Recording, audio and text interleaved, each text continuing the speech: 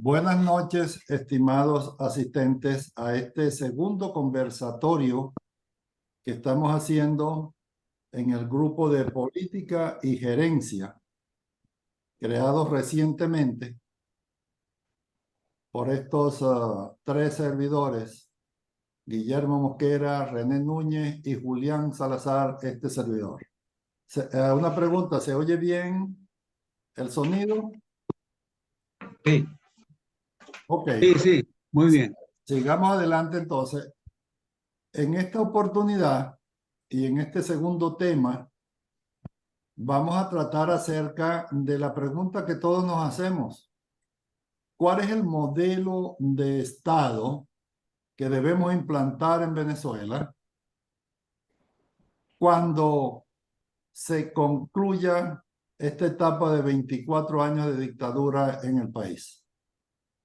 Y si hay grandes oportunidades para salir de ese régimen. Entonces, ¿cuál sería el modelo de Estado que debemos implantar en Venezuela? Y para ello, entonces, vamos a iniciar con la conversación a cargo de René Núñez.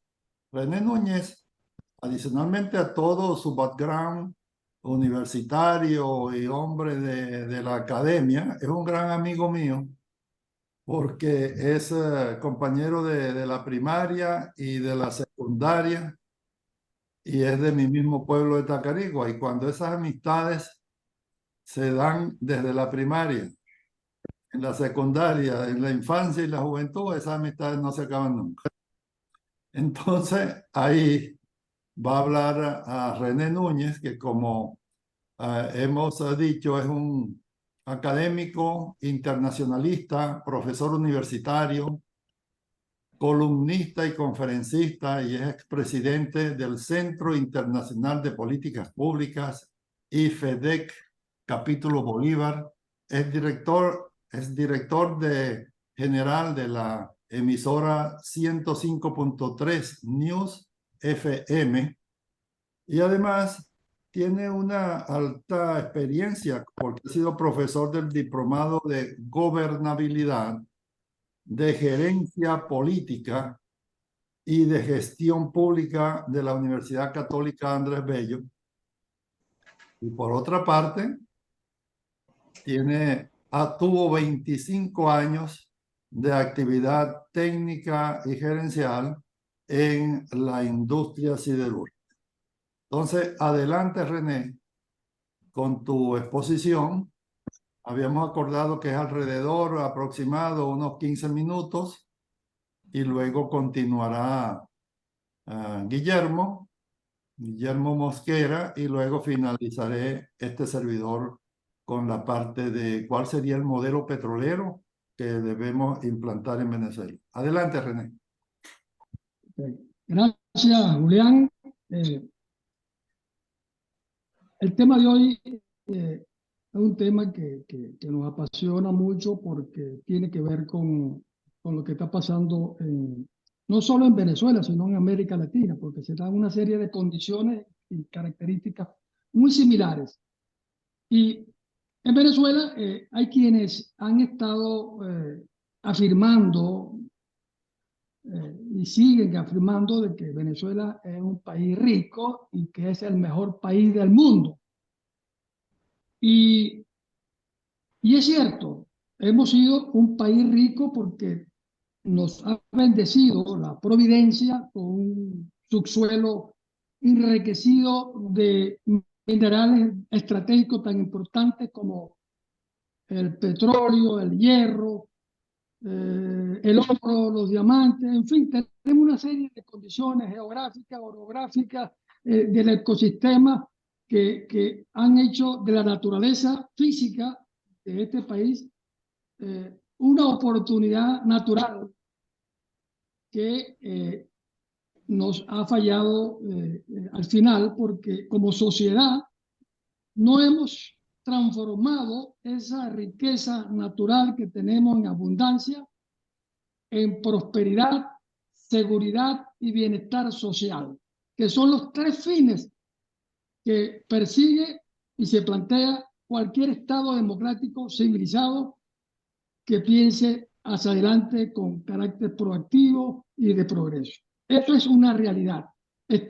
Seguimos en deuda con ese desarrollo de Venezuela. Actualmente las cosas involucionaron en estos últimos 24 años hasta tal punto que somos, en las estadísticas que se siguen a nivel de indicadores del mundo, estamos liderando en lo que es la inflación, como la inflación más alta del mundo, con la mayor miseria del mundo, con la mayor pobreza, con la mayor improductividad, con la menos transparencia en la gestión pública. O sea, somos los más corruptos, con la mayor inseguridad jurídica.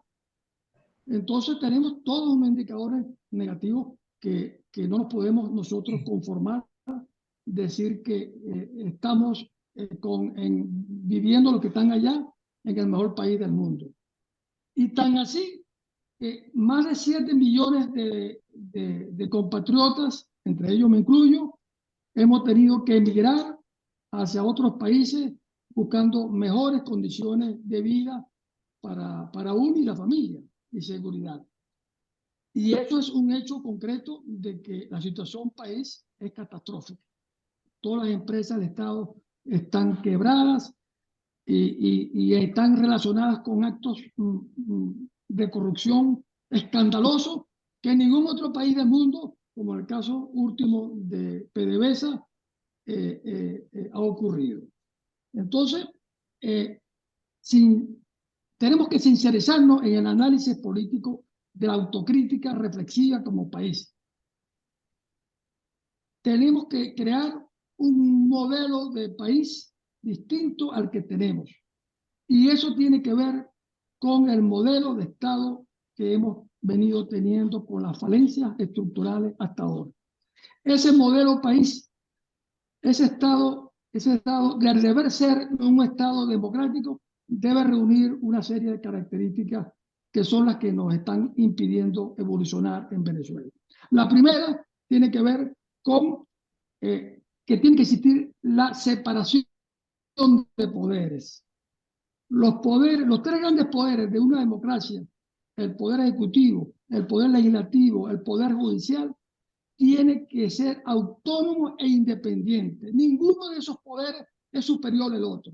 Todos están en un plano horizontal, de acuerdo a sus competencias y sus responsabilidades que tienen de acuerdo a la Constitución. Nosotros hemos estado observando históricamente en Venezuela la injerencia del Poder Ejecutivo en los otros poderes, y eso tiene que acabarse. La segunda condición de ese modelo de Estado tiene que ver con la descentralización y desconcentración de la función político-administrativa del poder central. No podemos seguir con esa organización piramidal, presidencialista, donde todo recae en la toma de decisiones importantes de la gestión pública en el Poder Ejecutivo. Llegó la hora de que pensemos que hay que desconcentrar, que hay que darle esas funciones también a las regiones, a los estados, en materia de salud, en materia de educación, en materia de seguridad y de justicia. Y por supuesto, con el apoyo del Poder Central en cuanto al presupuesto. Y las regiones, ya es hora de que comiencen a generar su propia autosuficiencia presupuestaria, creando impuestos regionales que les corresponden a ellos para cumplir con sus responsabilidades de servicio público. La tercera condición tiene que ver con el establecimiento del Estado de Derecho, el imperio de las leyes, la obediencia, el respeto, la exigencia de la aplicación de las leyes, de la Constitución, es un cambio cultural que debe estar presente en cada uno de los venezolanos. Ese Estado de Derecho hasta ahora ha sido insuficiente y tenemos que respetar. Si no respetamos, si no le tememos a las leyes, es porque no se están aplicando las leyes. Y esa es la verdad. tanto los gobernantes como los gobernados, como son los ciudadanos. Es hora de que temamos las leyes. Aquí en Estados Unidos se teme a las leyes, la teme el gobierno y la teme los ciudadanos. Y cada quien se cuida para no violarla porque te cae el peso de la ley. La cuarta condición tiene que ver con otro cambio estructural mental del venezolano, que es que pongamos una vez por todas una economía de mercado libre y competitiva, que sea el mercado el que controle y que regule los problemas y los beneficios que genera el propio mercado a través de la competencia. Eso de que no, eso las empresas del Estado tienen que ser estratégicas porque manejan materias primas y que el Estado es el único. No, señores, eso tiene que acabarse en Venezuela, porque justamente por ahí es que se ha producido las grandes corrupciones en este país, los grandes negocios con lo que gobierna a través de las empresas públicas. Ya es hora. Aquí en Estados Unidos no hay una empresa en manos del Estado. Una empresa de producción, el Estado no es dueño de ninguna empresa de producción en Estados Unidos, ni la del petróleo, ni la luz, ni el agua. Como me decía en estos días el ingeniero Julián Salazar, la única empresa que tiene el Estado norteamericano es la NASA. Y sin embargo, la NASA contrata todos sus proyectos con la empresa privada. Y eso es una gran referencia. Entonces, en estos momentos, cuando tenemos todas las empresas del Estado quebradas, donde no hay presupuesto ahora para recuperarlas, con un rezago tecnológico de una magnitud que cuando se asuma la nueva democracia se verá cuánto se necesitará para recuperar esas empresas. Tenemos que abrir un proceso de apertura para que eso quede en manos de la empresa privada. Un proceso de licitación para que todo esté en manos del sector privado. Y evitar, por supuesto, como aquí en Estados Unidos, la ley antimonopolio o oligopolio. Eso es un delito federal aquí en Estados Unidos. Y también allá entonces debería establecerse. La quinta condición, la planificación estratégica a largo plazo. Nosotros en los 40 años primero de la democracia, los planes eran quinquenales, porque duraba el periodo de gobierno 5 años. Entonces la planificación era del gobierno pensando en los 5 años nomás de gobierno. Un país con todos esos recursos que tiene que visionarse, tiene que pensar dónde debe estar en los próximos 10, 15, 20, 30, 50 años. Es necesario hacer un plan a largo plazo, a corto, mediano y a largo plazo. Y eso tiene que crearse en la estructura mental del venezolano, de la nueva Venezuela que habrá que construir. La sexta condición tiene que ver con garantizar el sistema de libertades y los derechos humanos. Eso es esencial para que eso pueda facilitar ese progreso y desarrollo en el país. Y una séptima condición que tiene que ver también, porque esto prácticamente lo cambiaron los que llegaron al poder, que hacer 3 enmiendas constitucionales. Primero, reducir el periodo de gobierno de 6 años a 4 años, que son suficientes. 4 años son suficientes para que el gobierno se sienta presionado a cumplir con sus responsabilidades. Y por otro, una gran ventaja, que si el gobierno no nos sale bien, si no funciona, bueno, lo podemos cambiar en un corto tiempo de 4 años. Segundo, acabar con ese defenso político-jurídico de la reelección indefinida de los constituyentistas, que incluyendo muchos demócratas estuvieron allí, aprobaron ese defenso, que es antidemocrático. ¿A quién se le ocurre una reelección indefinida? El único país del mundo que tiene eso. Y la tercera, por supuesto, volver al Congreso bicameral, diputado y Senado. El Senado para controlar el Estado, el funcionamiento del Estado. Y la Cámara de Diputados para llevar el control del presupuesto de la gestión pública de los gobiernos. Eso tiene que volverse. En conclusión, tenemos tres grandes conclusiones con el tema. Primero, que la planificación del Estado debe centrarse en el ciudadano. La planificación del Estado, del poder central, del poder regional y del poder municipal. Porque el Estado se debe al ciudadano, no el ciudadano se debe al Estado, que ha sido lo que se nos ha pretendido hacer creer históricamente en política en Venezuela. Porque estamos dependiendo para todo el Estado. Entonces, el más importante es el gobierno y el ciudadano no. No, señor, eso tenemos que cambiarlo mentalmente. El Estado se debe al ciudadano. Eso es un servicio público, para eso se creó el Estado. Es más, la función de los que gobiernan, ese es su trabajo, porque para eso se les paga, para hacer ese servicio público. Es un trabajador nuestro que le estamos pagando. Segundo, la segunda conclusión es que el motor del desarrollo, que es otro cambio mental que tenemos que tenerlo presente, es el trabajo. No hay otro medio para que el ciudadano, para que el ser humano prospere, progrese, se desarrolle, él y su familia, sin el trabajo. Entonces el trabajo es la esencia para que el ciudadano sea responsable de diseñar su proyecto de vida, a dónde quiere ir, a dónde quiere llegar. Y el Estado creando las condiciones, prestando el servicio público y creando las oportunidades para facilitarle su vida. Es él el responsable de su vida. Y la tercera conclusión es la cultura de la legalidad. Todos debemos ser tratados ante la ley. No debe haber ninguna diferencia alguna. Todos hemos tratado ante la ley. Y todo lo que se haga en el Estado, en esa sociedad, tiene que ser dentro de la Constitución y dentro de las leyes. Nada fuera de la Constitución y nada fuera de las leyes. Y ese ejercicio de la libertad, ¿qué es la libertad? La libertad es que me permitan ejercer, disfrutar mis derechos constitucionales y mis derechos que me proporcionan las leyes. Esa es la libertad. Fuera de eso, no hay libertad. Y eso sería libertinaje.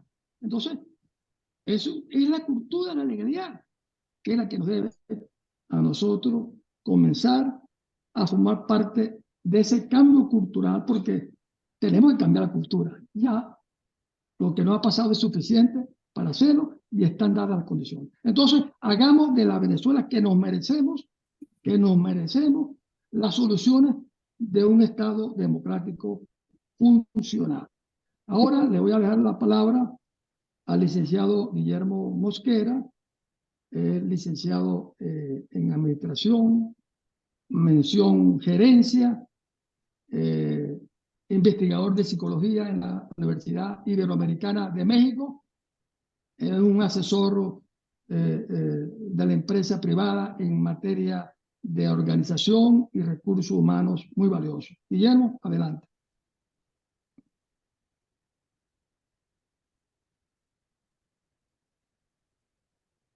Buenas noches, René. Gracias por tu presentación. Buenas noches a la audiencia. Estimado Julián, un gusto compartir con ustedes este momento.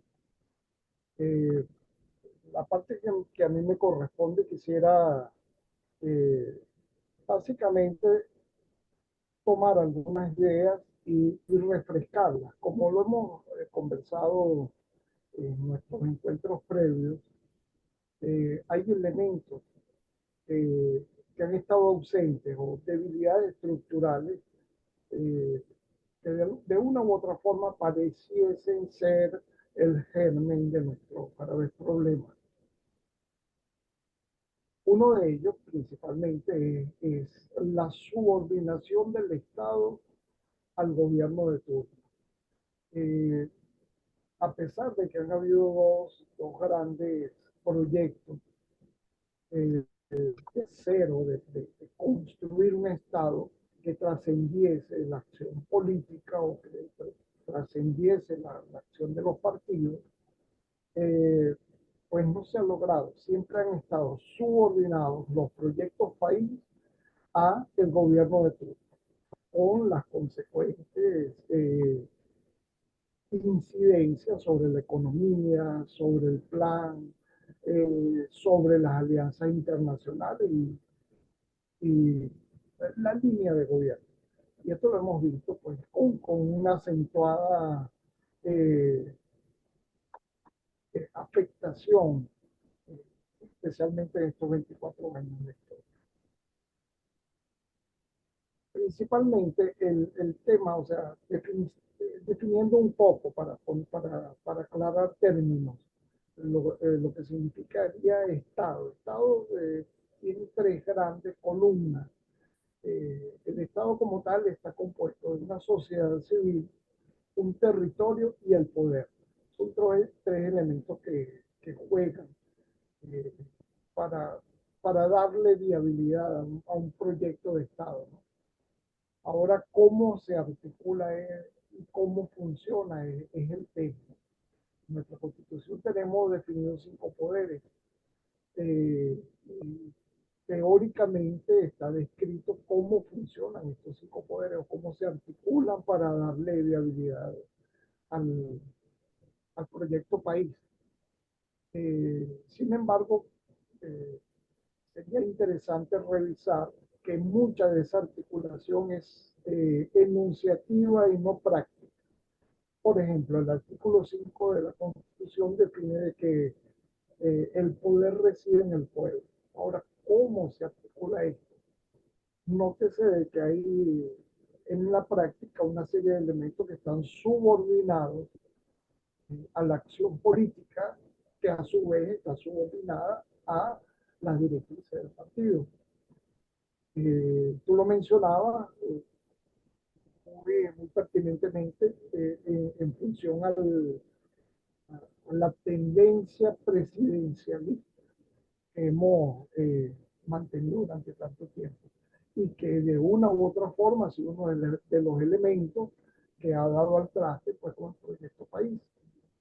Mencionaba antes de que habían dos grandes proyectos que no lograron cristalizarse. El primero de ellos, que yo siempre destaco y que soy un admirador de él mismo, es el proyecto de Simón Bolívar, ¿no?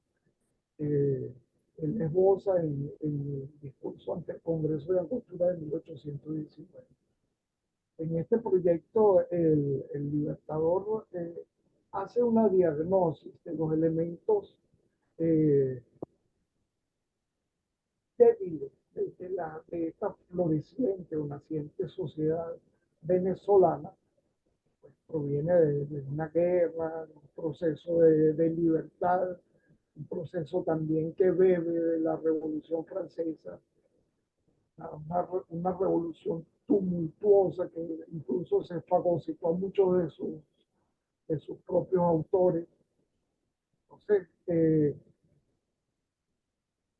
luego de su diagnóstico, él hace una exégesis entre las cuales está el hecho de observar de que la democracia era un alimento de difícil nutrición o de difícil digestión, por cuanto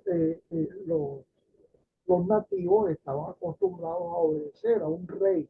Entonces él temía el hecho de que sin estar revestido de la autoridad que tenía el rey, cómo reaccionaría la sociedad venezolana ante el mando o ante el comando de elementos que teóricamente proviniesen de su propio seno.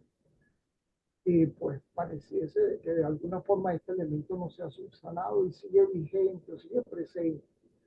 Luego, quien le ha dado forma o que de alguna forma ha articulado el ejercicio del poder han sido los partidos políticos.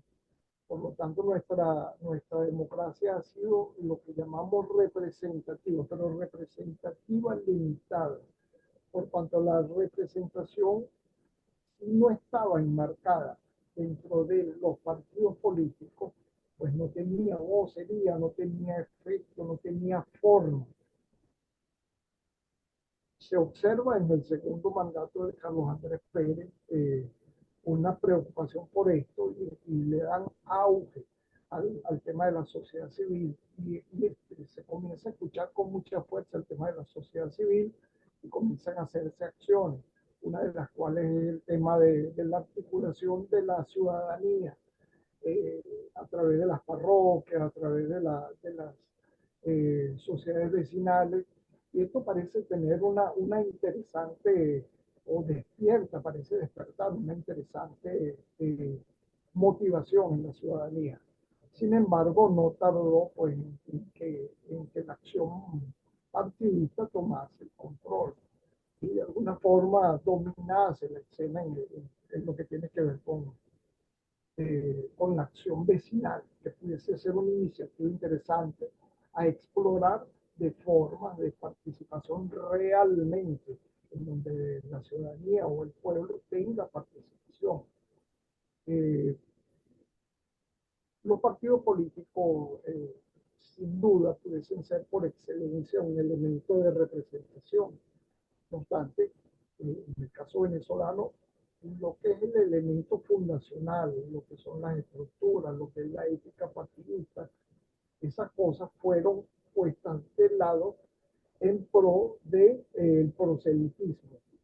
Entonces, el peligroso gusano del populismo ingresó en los partidos políticos para hacerlos un elemento perverso.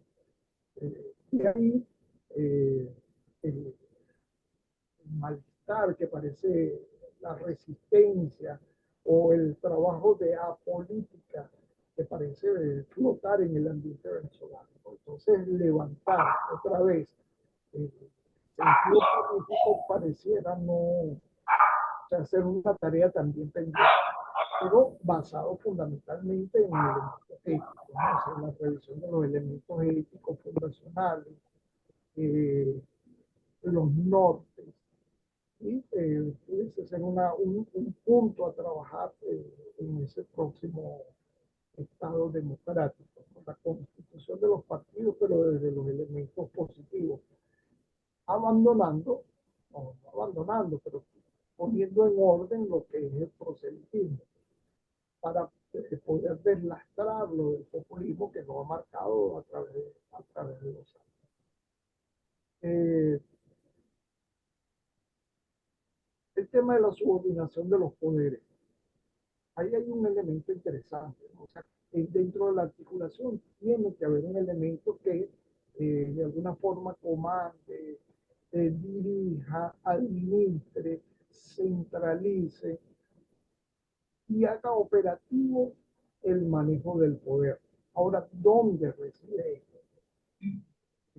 Examinando un poco el trabajo de Isaías Berlin, que es un autor eh, reciente, si se quiere, reciente de la academia, él hace este análisis, ¿no? Este análisis y él habla en cuanto al poder instrumentado a través de la justicia. Entonces, pareciese ser de que la justicia es uno de los elementos que debería prevalecer o al cual debería estar suscrito un Estado sano. Y René, en su exposición, hablaba de que toda dentro de la Constitución, nada fuera de la Constitución. Ahora bien, la Constitución tiene un corpus que sus características propias deberían estar fundamentadas en el hecho jurídico, en las leyes, como bien desarrolló también Montesquieu. Eh, precisamente de él,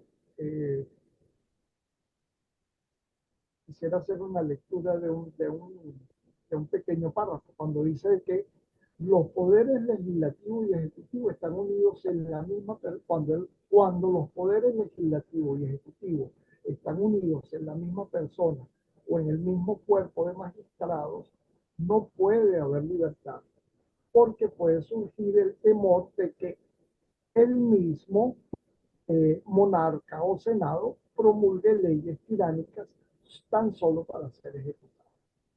Entonces, estos elementos no deben estar suscritos, apegados, o tiene que haber algún mecanismo en el cual el control del legislativo no sea el mismo control del ejecutivo. Interesante lo que René también destacó cuando habla del proceso bicameral. Y esa era una gran oportunidad en la cual hubiese una mayor representación de la sociedad civil, si bien a través de los partidos políticos, pero que hiciese un efecto de una especie de contrapoder, que balancease o equilibrase los elementos atinentes al poder. Ahora bien,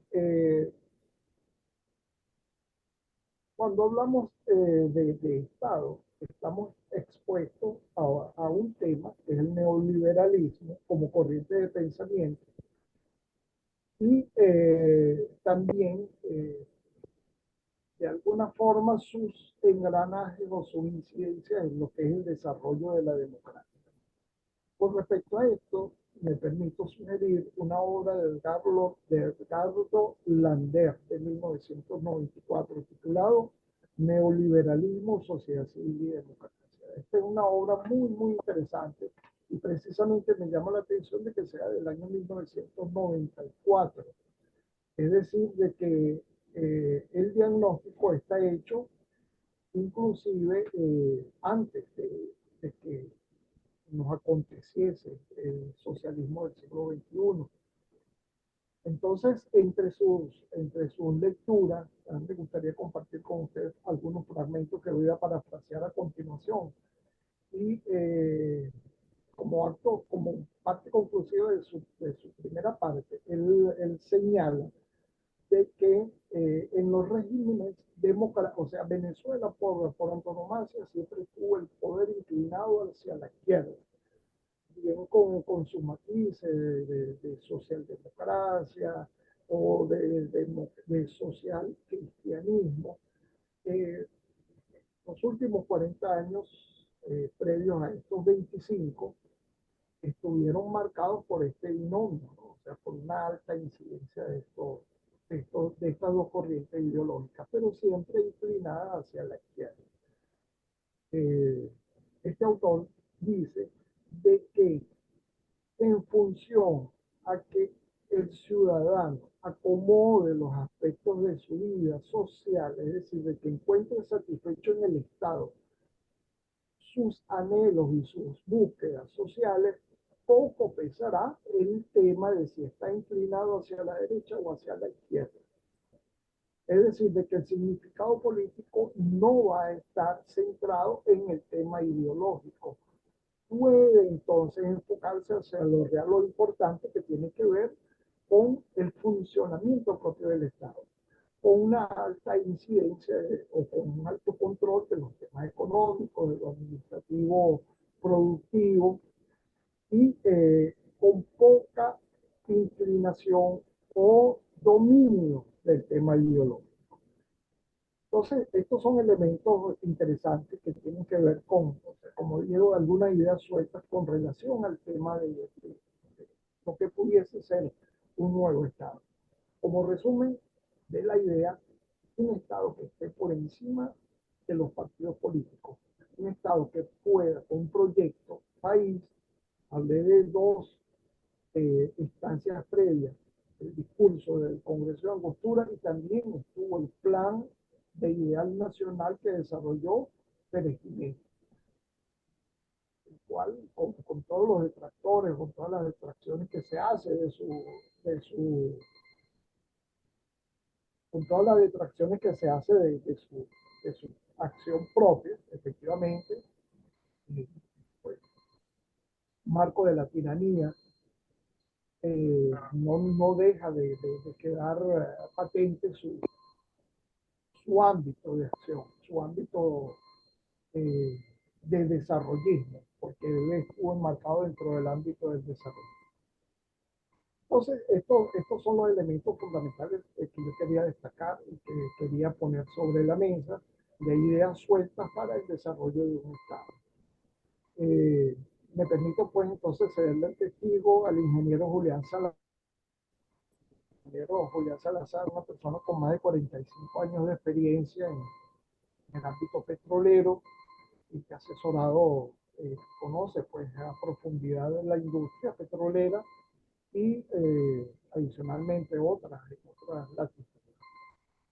Gracias por su escucha. Gracias, Guillermo. Excelente presentación. Y continuando con este conversatorio, ya vista la intervención muy enmarcada dentro de la ciencia política, e igualmente la tuya, yo voy a colocarme en cuál es el modelo de Estado para Venezuela. Si quiero dar una breve introducción sobre cuál es el modelo actual. El modelo actual,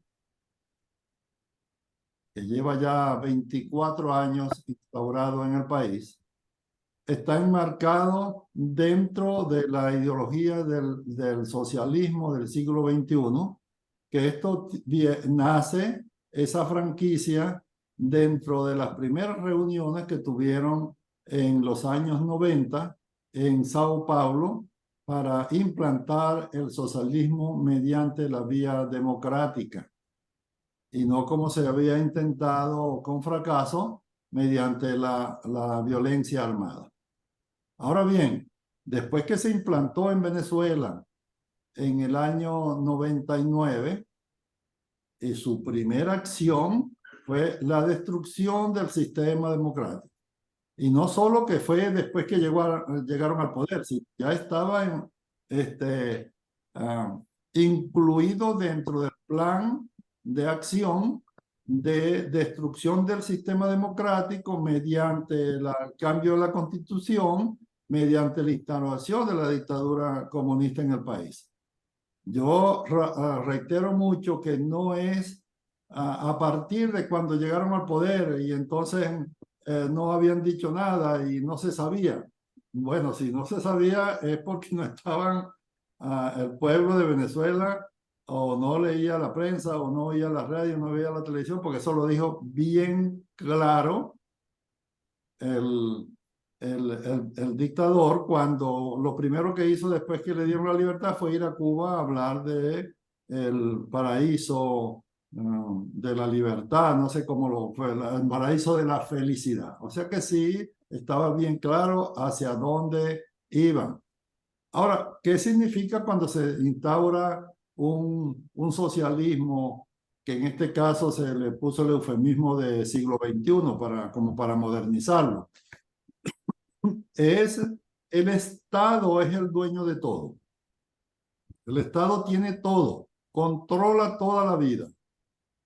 Controla la vida privada, controla la actividad privada, desde pequeñas y microempresas tan pequeñitas como, por ejemplo, cuando hablaban me acuerdo de la ruta de la empanada, o de unas microempresas que eran los restaurancitos de venta de arepas, la arepa socialista, hasta megacorporaciones como PDVSA o como las empresas de Guayana.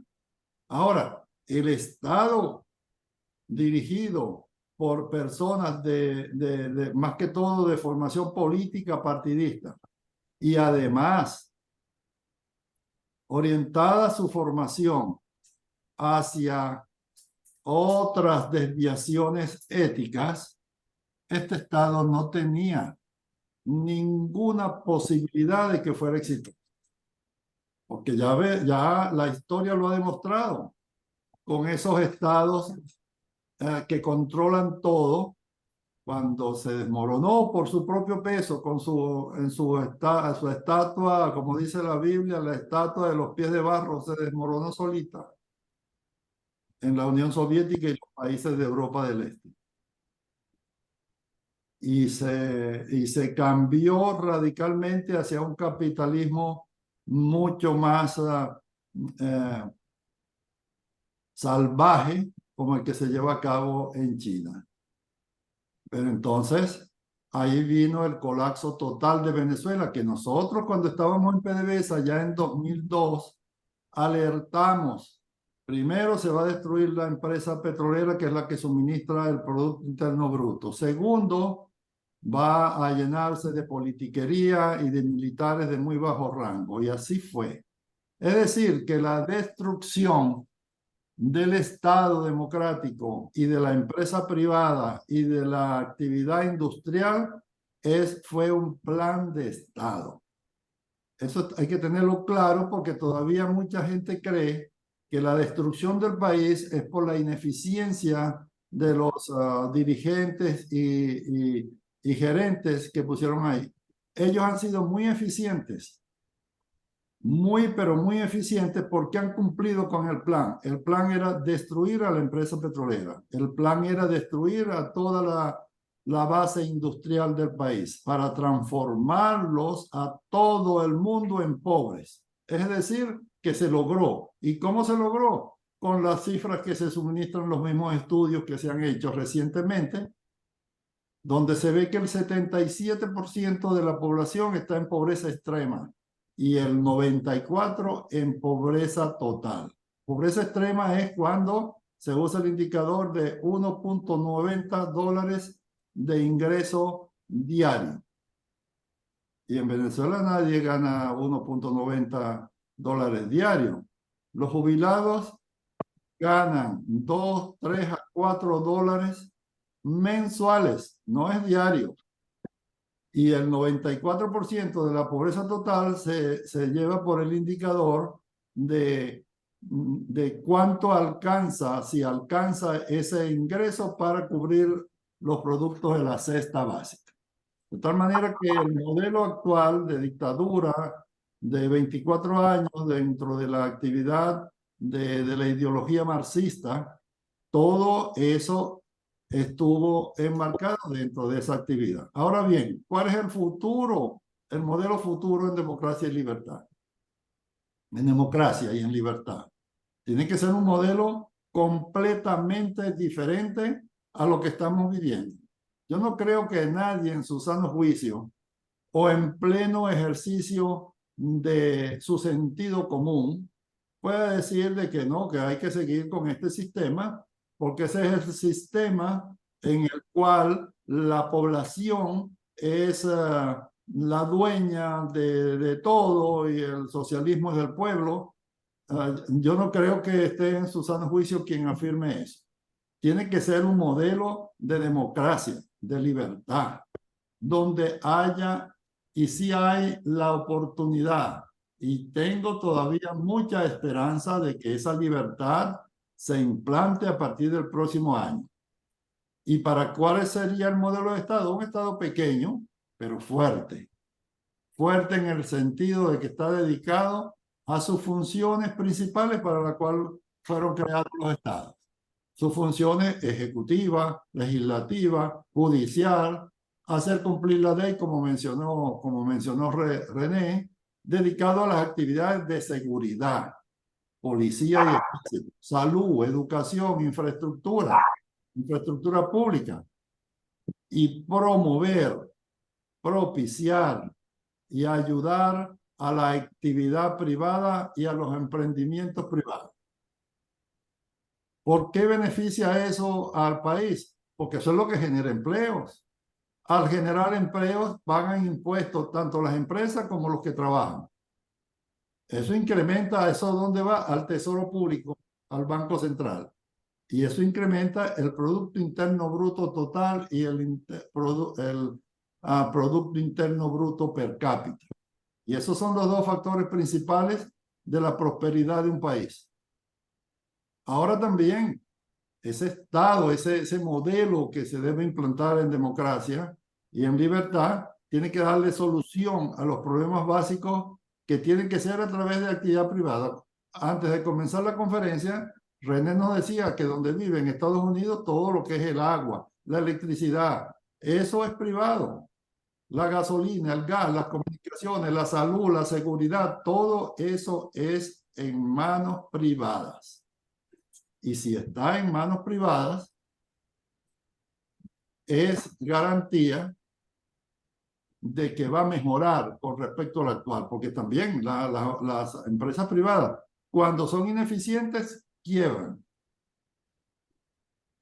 Empresas que cotizan en la bolsa o que tengan sus socios y estén invirtiendo, pero no dan los resultados, esa empresa hay que cerrarla, quiebra. Ahora bien, en el modelo petrolero que voy a mencionar, aquí hay una oportunidad de reactivación de la industria petrolera. Y no digo que es reactivar a la empresa petrolera PDVSA, no. Una cosa es la industria petrolera y otra es reactivar a la principal empresa monopólica, que es la compañía Petróleo de Venezuela. Primero, la actividad que debe hacer ese nuevo Estado es aprobación de una ley orgánica de hidrocarburos, que se cree una oficina nacional de hidrocarburos, como se le quiera llamar, que se encargue de promover y de facilitar el proceso de apertura.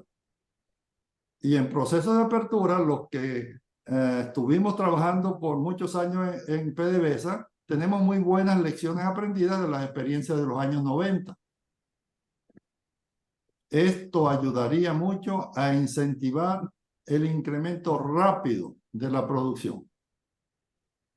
Y por otra parte, hay que darle solución a la crisis del suministro de energía, de combustible, gasolina, gasoil, productos petroquímicos y la electricidad. De manera que toda esa engranaje de destrucción desaparezca en el muy corto plazo.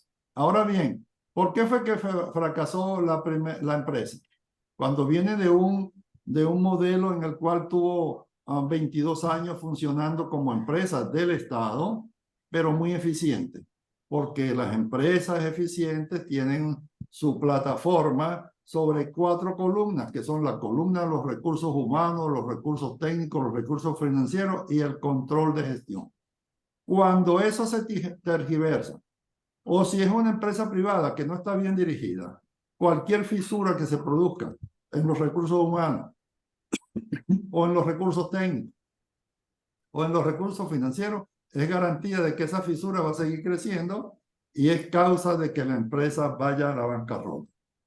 ¿Qué fue lo que pasó con esta empresa?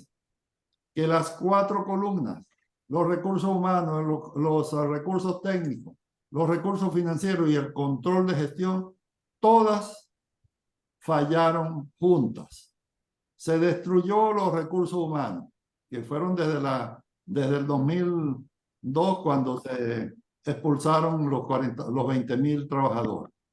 La columna de los recursos técnicos, se rompieron todos los contratos de asistencia tecnológica con otras empresas y muchas otras acciones que sería largo enumerar. Los recursos financieros, todo eso se dilapidó, esos recursos financieros, en el factor principal, que es la corrupción. Y por otra parte, el control de gestión es tan vital que hay que llevar indicadores, porque si no se llevan indicadores, es como manejar un barco o un avión o una nave de alta complejidad sin instrumentos. Y eso es lo que pasó. La empresa fracasó porque todas sus columnas cayeron, se colapsaron simultáneamente. Porque sí era plan de Estado tomar esa colina, y la tomaron, con el fin de transformarla en una empresa que era el que surtiera el dinero para la revolución y para la compra de adherencias en países amigos. Ahora, ¿qué opciones tenemos? Todavía es increíble, pero todavía se maneja la opción A. Y la opción A es rescatar a PDVSA como empresa del Estado.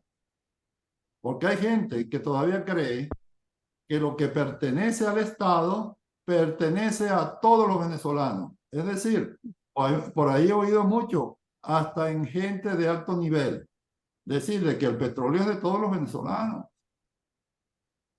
El petróleo es de todos los venezolanos, pero si uno le pregunta, ¿tienes un documento que conste que tú eres dueño de ese petróleo? No. ¿Puedes venderlo? Tampoco. ¿Puedes transarlo? No. ¿Puedes heredarlo a tus hijos? Tampoco. Entonces tú no tienes nada. Eso no es ningún ninguna, ningún bien. Una propiedad. Tú lo puedes vender o lo puedes alquilar o lo puedes facilitar o heredar a tus hijos, pero no. Esa es una constante que ha pasado en todos los países latinoamericanos. Entonces, rescatar a PDVSA no se puede técnica y financieramente. Está en bancarrota. Su deuda asciende a una cifra astronómica cercana a los 90.000 millones de dólares, con sus instalaciones destruidas y sus pasivos impagables. Y por lo tanto, si les van a proponer en la nueva etapa de democracia salvar a esta entelequia, eso no estaría acorde con el modelo que se propone, que es un Estado pequeño y de alta actividad privada en todo el sistema económico. Ahora, para finalizar, ¿cuál es la opción que se plantea? Es la opción B. Y la opción B está acorde con lo que mencionaba René y mencionaba a Guillermo, que es ir a un cambio de Estado, a un nuevo modelo de Estado. Un Estado donde se propicie la libertad, la libre empresa, se respeten las leyes y se respete a toda la ciudadanía. Entonces, hay que recuperar la industria petrolera mediante la participación de inversionistas privados, nacionales e internacionales. ¿Qué hay que hacer? Aprobar una nueva ley orgánica de hidrocarburos, porque hay que minimizar la participación del Estado en compañía mixta y sustentar licitaciones de áreas petroleras. Porque con la ley actual, la del 2007, el Estado tiene que ser socio mayoritario.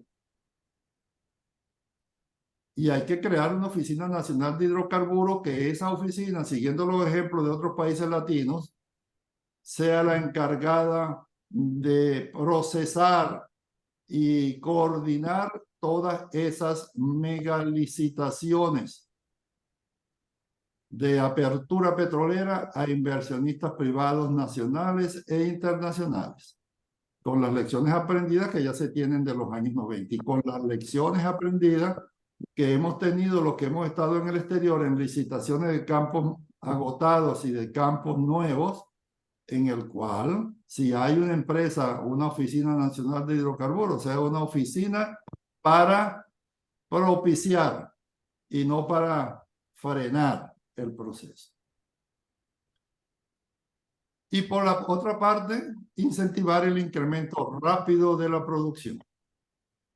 Esta es una solución en el corto plazo a la crisis de energía. Esa crisis de energía que todavía es triste ver la gente haciendo colas de kilómetros para echar 30 litricos de agua, de gasolina, para aguantar 40 días sin llegar el agua, la falta de lubricantes, la falta de petroquímicos y los problemas de electricidad. Que eso hay que empezar a hacerlo en el día D+1, después que se haga el cambio. Gracias a todos, y las conclusiones están a la vista, que es un estado de libertad, y no tenemos que estar inventando la rueda, porque ya hay muchos países cuya prosperidad es del cielo a la tierra, y muchos están queriéndose ir a vivir para allá. Países de primer mundo, de alto desarrollo. Y lo que hay es que implantar lo que ellos están haciendo. Gracias a todos, y vamos a iniciar entonces preguntas, respuestas, conversatorio como tal, opiniones, bienvenidas. Gracias. Bueno, levantó la mano Adelante, Argenis. de primerito. Adelante. Alfredo, Alfredo, adelante. fíjense, bueno, yo siempre he pensado que ese modelo presidencialista que está metido en el tuétano de todas las instituciones en Venezuela, habría que empezar a demolerlo de alguna forma. Y pienso que una de las fórmulas sería un Estado parlamentario, ¿verdad?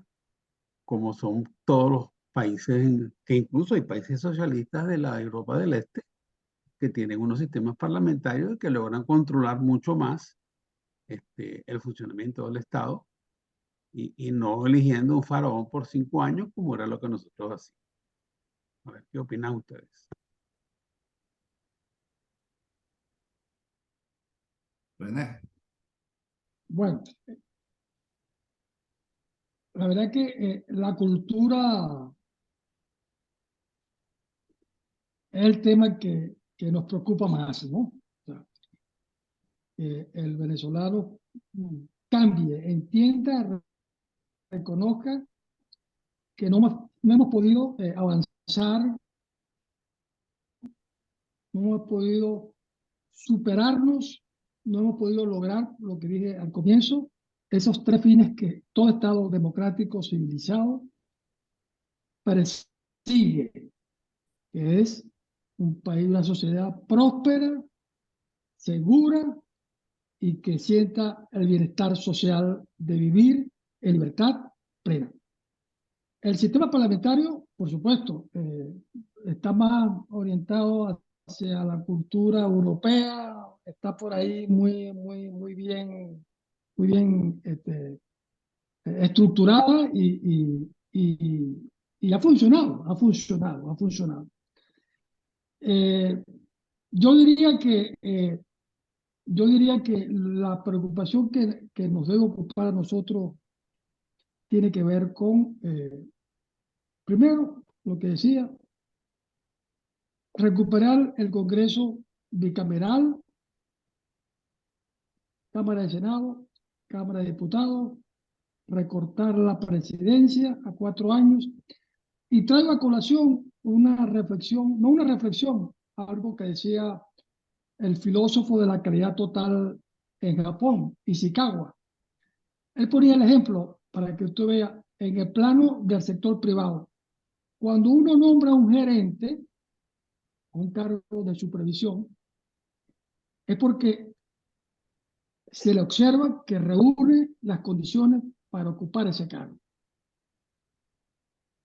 Hay que darle 2 años mínimo para que pruebe y demuestre su capacidad. Y para que también conozca las nuevas funciones del cargo, porque si le ponen un cargo a otro, él va a tener que aprender también en ese cargo algo nuevo. 2 años mínimo hay que darle a ese gerente, pero no más de 4 años. ¿Por qué? Porque decía, pensando en el sector privado, imagínate tú en el sector público, porque en 4 años, ¿qué pasa? La persona en el mismo cargo viene a la rutina, la persona comienza a considerarse suficiente, a tratar de demostrar que la verdad la tiene él, comienza a ser reaccionario a los cambios que está exigiendo la propia dinámica organizacional y puede caer en las tentaciones de los vicios que están siempre en el ambiente presente. Entonces, no más de 4 años al gerente en ese mismo cargo. ¿Y cuál ha sido la estrategia organizacional en Japón que ha dado resultados? Rotarlo. O sea, gerente de esta área, luego lo pasamos en otra área. Ahí aprende otras cosas nuevas, distintas, y así va rotando por toda la organización.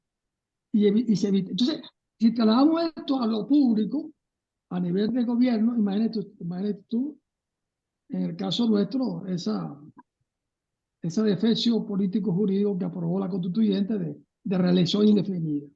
Entonces, yo creo que si no internalizamos culturalmente que tenemos que cambiar, que de este fracaso país que tenemos de estos últimos 24 años, nos debe servir de lección.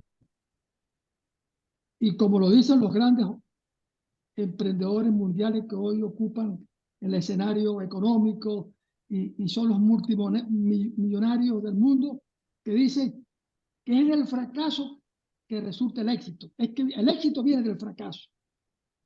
Entonces, si no aprendemos esta lección de estos 24 años, entonces, ¿cuánto nos costará cambiar la mente para entender esta necesidad de tener una sociedad organizada, con una cultura de legalidad, donde funcionen las cosas, donde se respeten las leyes, donde haya temor a cometer un delito, que el control de la sociedad sea el propio ciudadano?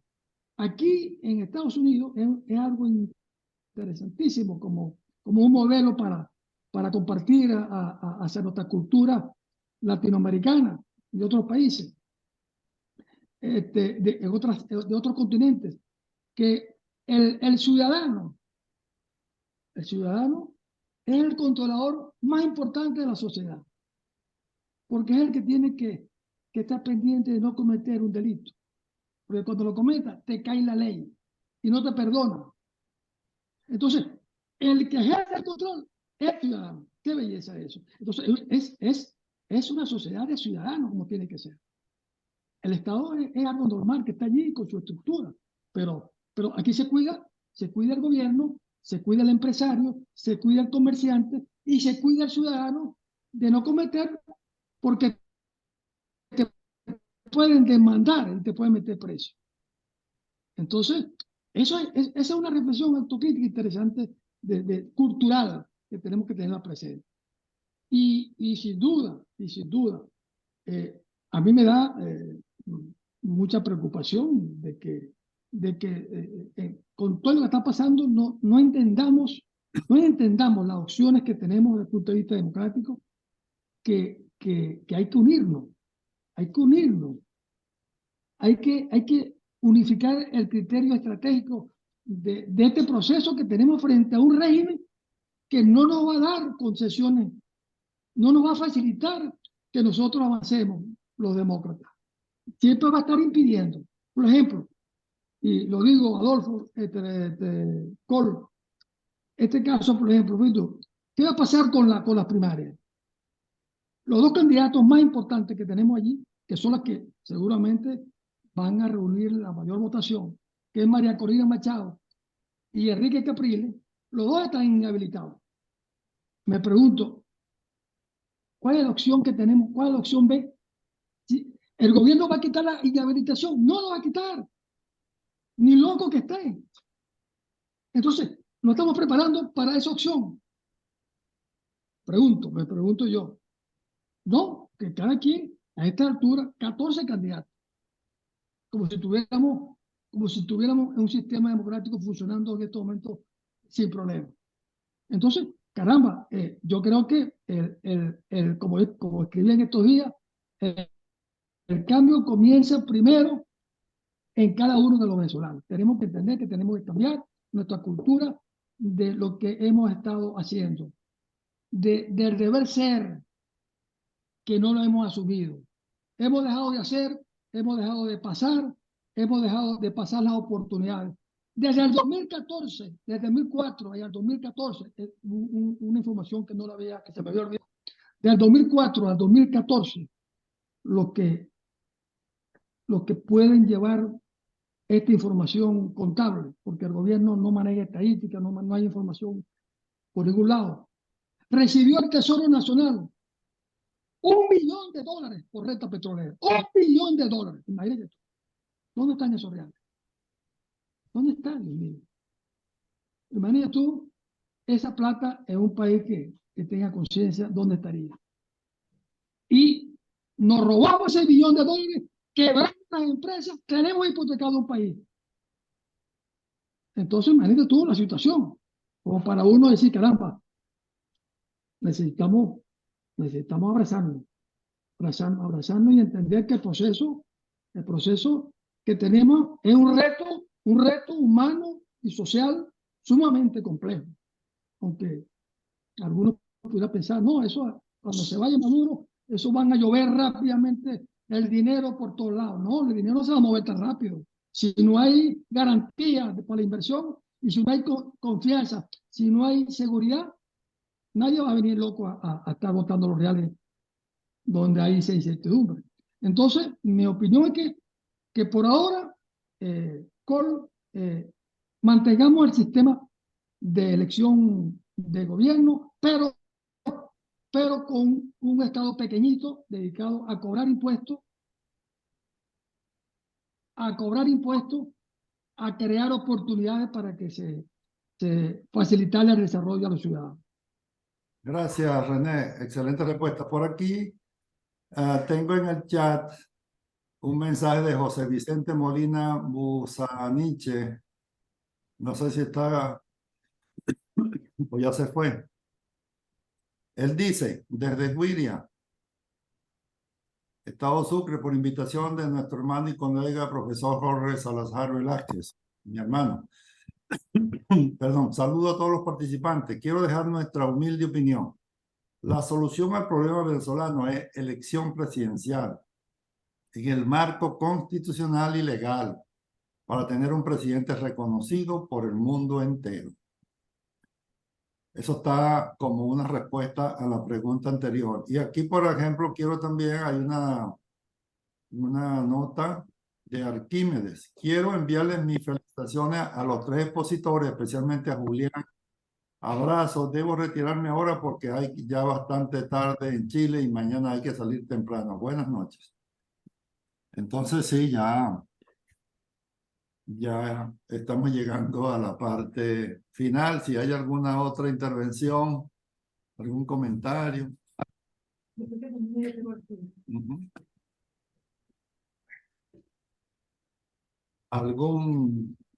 Alguna conversa para transformarlo en un conversatorio.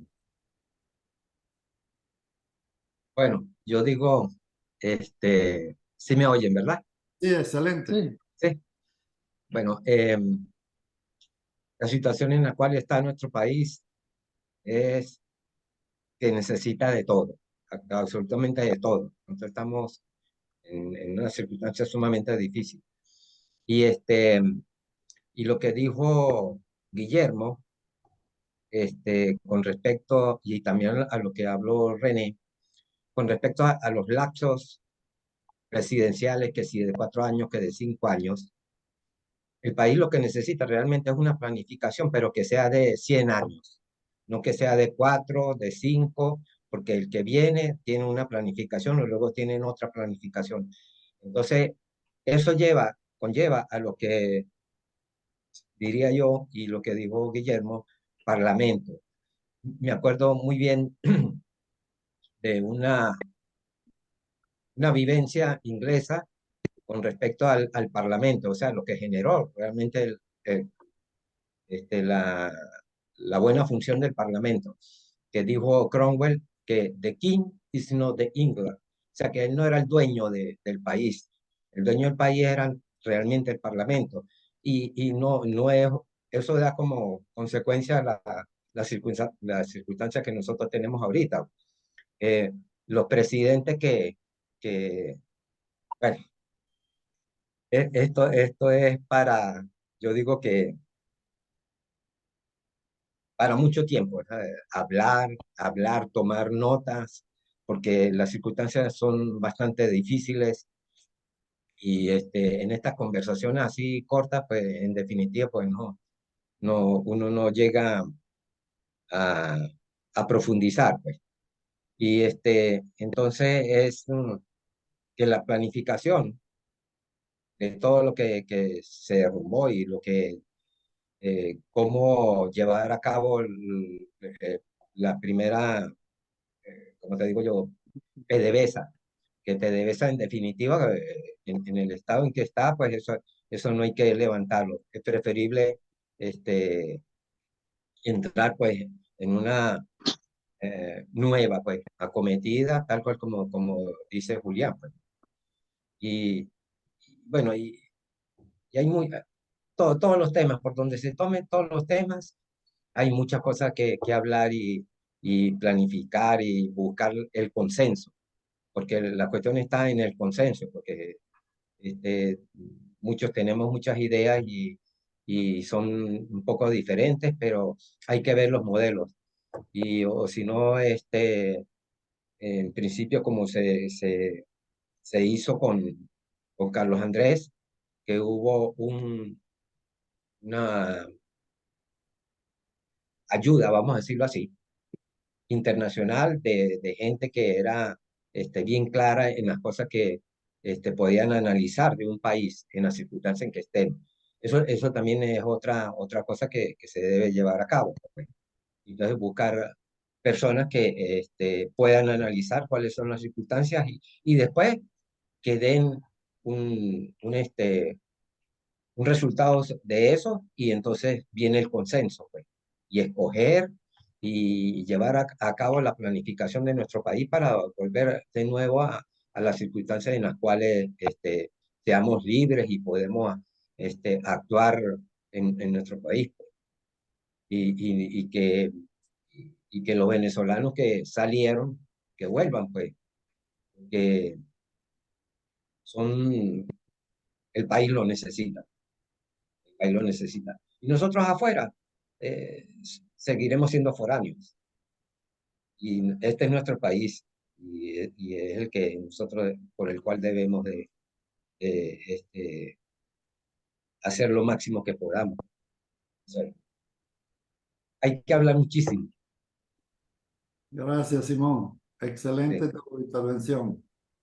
Muy bien. Estamos de acuerdo con la misma y en sí, eso estamos, poniendo nuestro grano de arena. exacto. Sí. Muchas gracias a todos. Gracias a ti por Este, intervenir y por sí, participar. sí, está bien. ¿Algún otro para finalizar? Bueno, Julián y el amigo por acá, Argenis López. ¿Qué tal, Escucha, Argenis? bueno, aquí lo he estado viendo y pues quería pues felicitarlos a los tres panelistas, pues muy buenos. Y solamente pues comentar que la situación no es fácil la situación, de todos los puntos de vista, político, económico y petrolero. Está como dicen aquí los mexicanos, está cañón. Pero lo principal, pues, es salir de esta dictadura. Eso es lo principal. Es salir. Y lo que comentó el señor, el panelista, no recuerdo el nombre, que dijo que los candidatos que tienen mayor opción para las primarias, Capriles y María Corina, que están inhabilitados. Él hace una buena interrogante. ¿Qué pasa si ellos quedan? ¿Ah? Entonces, pues, yo lo veo bastante pues difícil porque no sé, yo desde el punto de vista político pues económico pues no me considero, yo lo que sé es la parte de petróleo, pero sí, yo la veo bastante difícil, pero ojalá pues que salgamos de esta situación, que estos señores se vayan, pero esto va a ser difícil que estos señores se vayan porque ellos saben que van a ir presos, ellos saben que van a ir presos.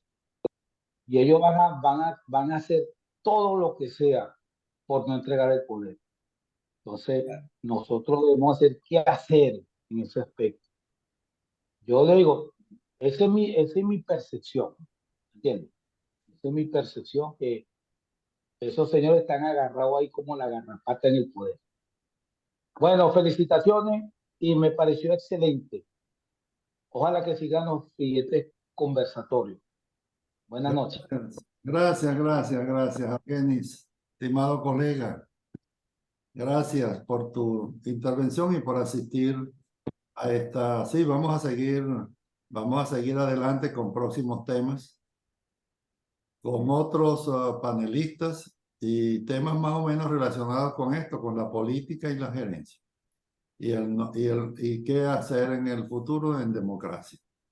Muy bien, adelante, René, tú te encargarías de clausurar el evento.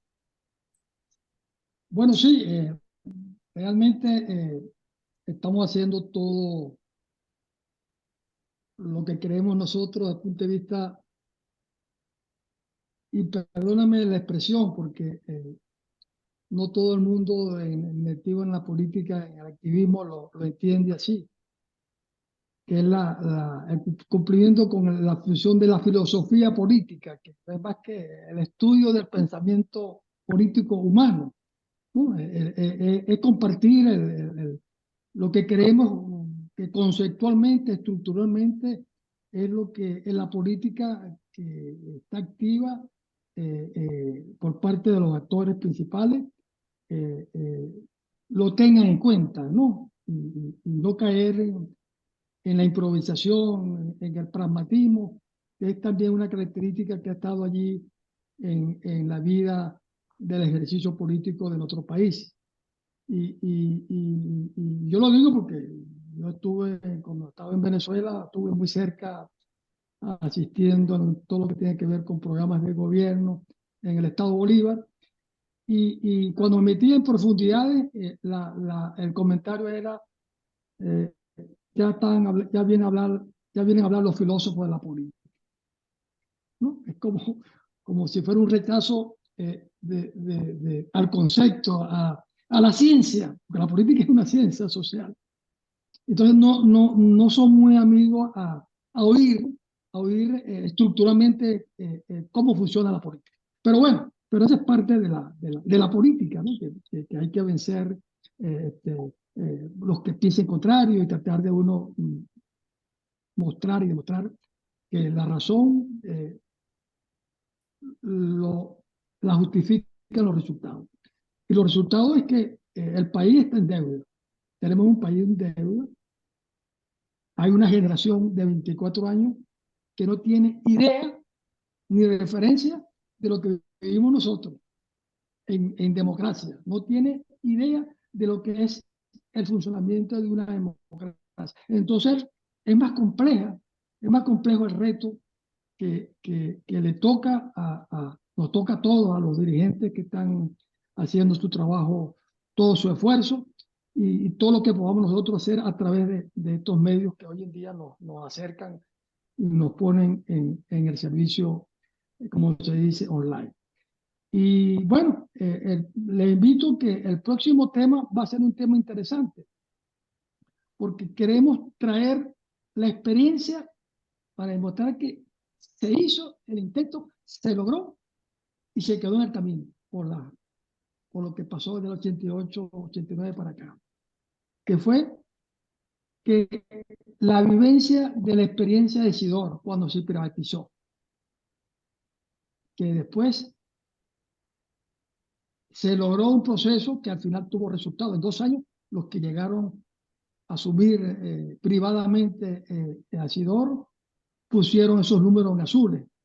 Entonces, vamos a traer al que estuvo al frente de esa comisión que nombró la dirección de la empresa Sidor para que se encargara de convencer a la sociedad organizada y representativa de Venezuela de la necesidad que había que privatizar a Sidor, porque eso era un tema que no entraba en la lógica ni el interés de los dirigentes políticos, ni menos de los sindicatos. Y entonces esa persona, que además estuvo en todos los niveles gerenciales de Sidor, y fue el que fue al Congreso a convencer al Congreso a explicarle el por qué había que privatizar a Sidor. Y bueno, ese se llama el ingeniero Gastón Montiel. Lo vamos a traer, vamos a entrar en contacto con él. Ya hablé un poquito con él sobre el tema.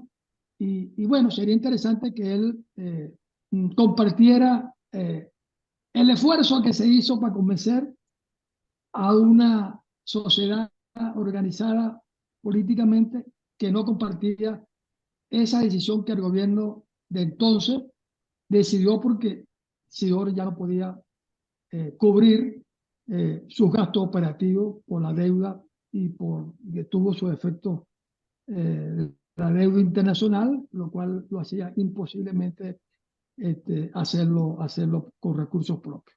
Entonces, ese tema lo hemos estado analizando porque queremos ir forzando a cambiar la mentalidad del venezolano para que podamos avanzar. Excelente, René. Seguimos en esta actividad para próximos eventos.